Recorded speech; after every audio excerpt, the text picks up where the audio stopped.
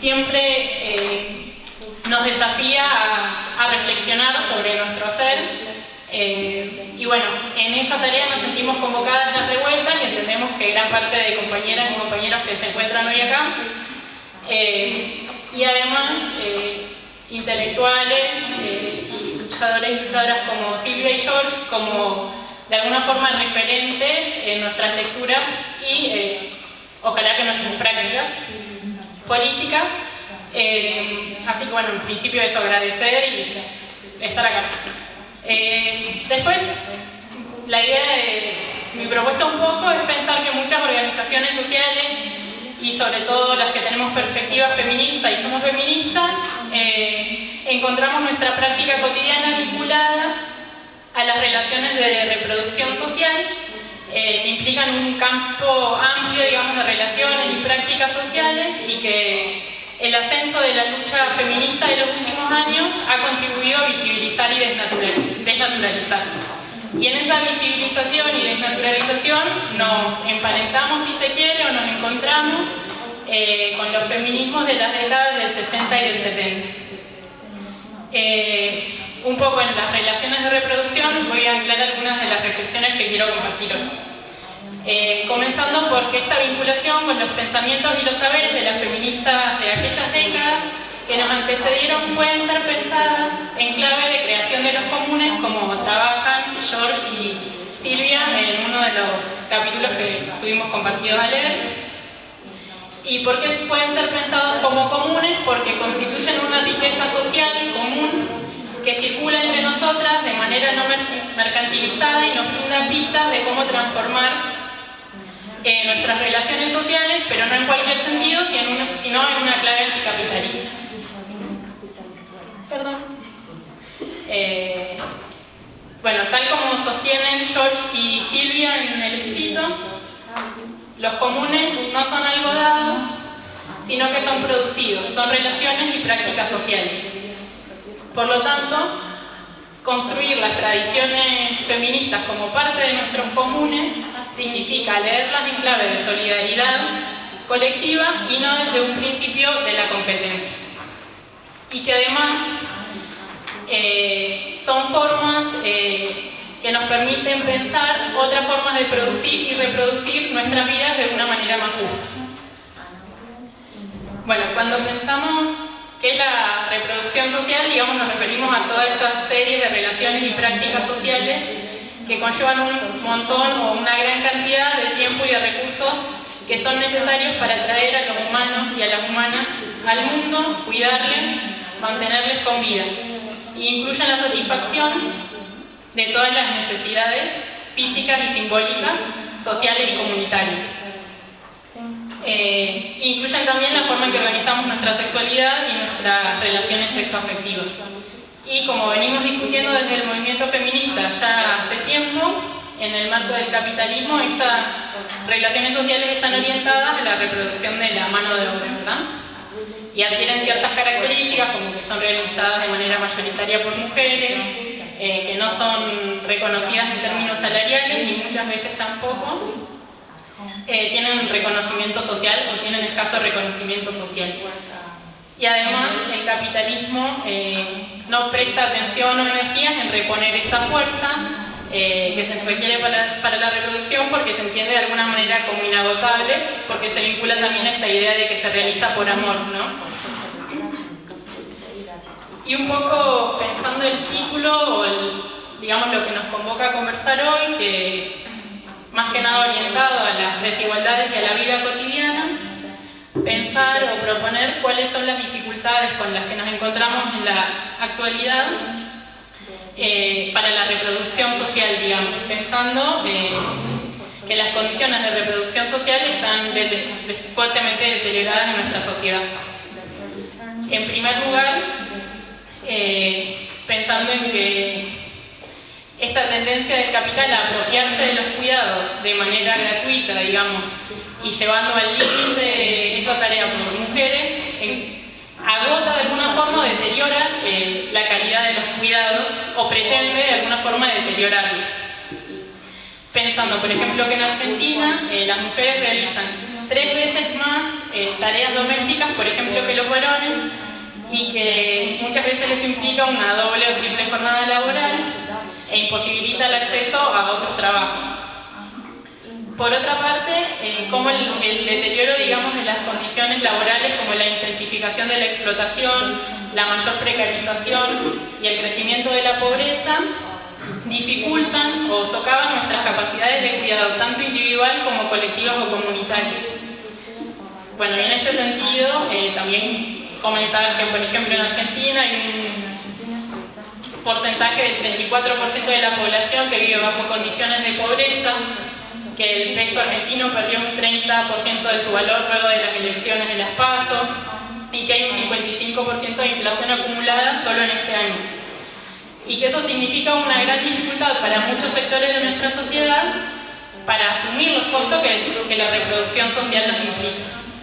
Y también para cuidar de nuestras familias y afectos múltiples que no solo forman, digamos, nuestro mundo familiar, si se quiere.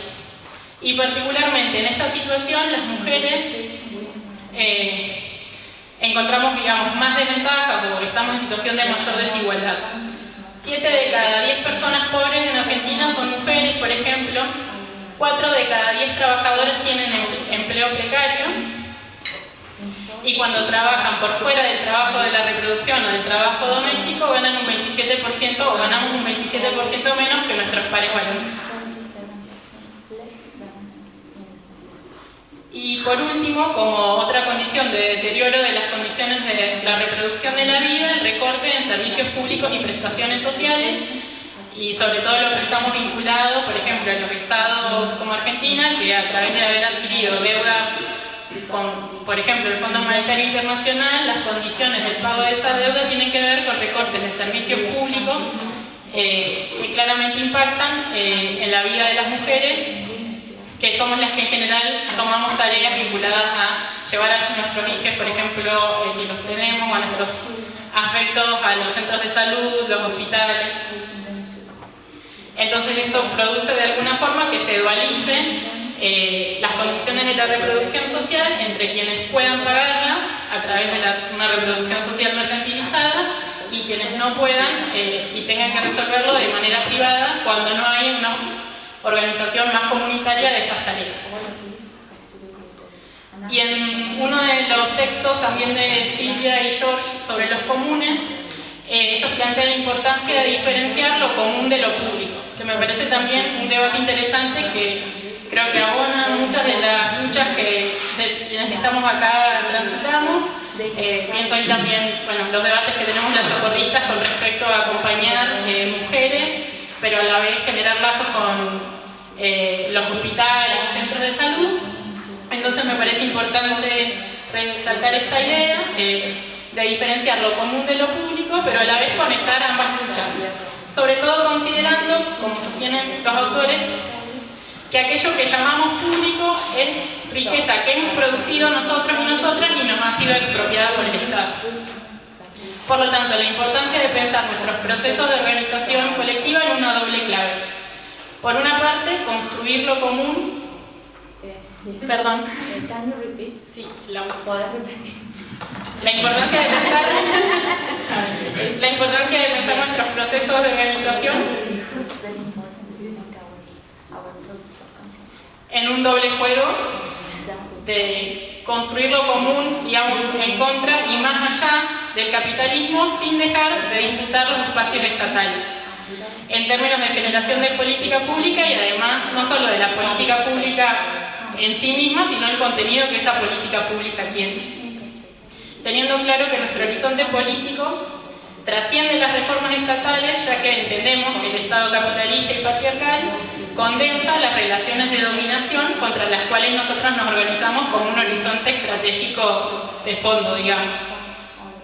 Y digamos, para cerrar, también un aporte interesante de los escritos de George con respecto al endeudamiento. Y ahí quisiera traer un ejemplo, que es que en los últimos años, en el gobierno argentino, macrista, se habilitaron préstamos a las mujeres que reciben, o sea, a quienes reciben en general la asignación universal por hijo o hija, pero que sabemos que son la amplia mayoría son mujeres. Estos préstamos, digamos, fueron tomados, van de 1.000 pesos sería a 12.000 pesos, y fueron tomados por el 92% de las personas que reciben a la asignación. Y atrás, digamos, de esta idea que el gobierno promueve del emprendedurismo, digamos, que son préstamos que se toman para emprender pequeños negocios, lo que el propio ANSES, que es el que brinda, digamos, los préstamos, afirma es que son préstamos que las mujeres toman para la compra de los bienes básicos, que es la alimentación, el vestuario, los calzados y el pago adeudado de servicios públicos como la luz, el gas, o sea, servicios básicos. Entonces, retomar ahí, en los textos de George se comenta, él escribe con respecto a cómo la clase obrera comienza a adquirir créditos cuando sus salarios, digamos, dan para ese respaldo, y cómo en un contexto de aumento de la precarización laboral y la desocupación, el Estado, de alguna forma, que es el garante de la seguridad social, se transforma en un acreedor de grandes sectores de la sociedad que son los más desprotegidos, y entre ellos primordialmente, digamos, las mujeres. Y bueno, en este marco general, como estos elementos que igual supongo que vamos a ir reconstruyendo a medida que avance la conversación, hacen al marco en el que, digamos, nos organizamos quienes tenemos una perspectiva anticapitalista y feminista, digamos. Entonces es importante que podamos rearmar dónde nos estamos organizando, en qué lugar, y bueno, y que como condensa un poco la expresión de comunes, que es desde la producción o el armado de comunidades donde nos convocamos a transformar lo existente. Eso.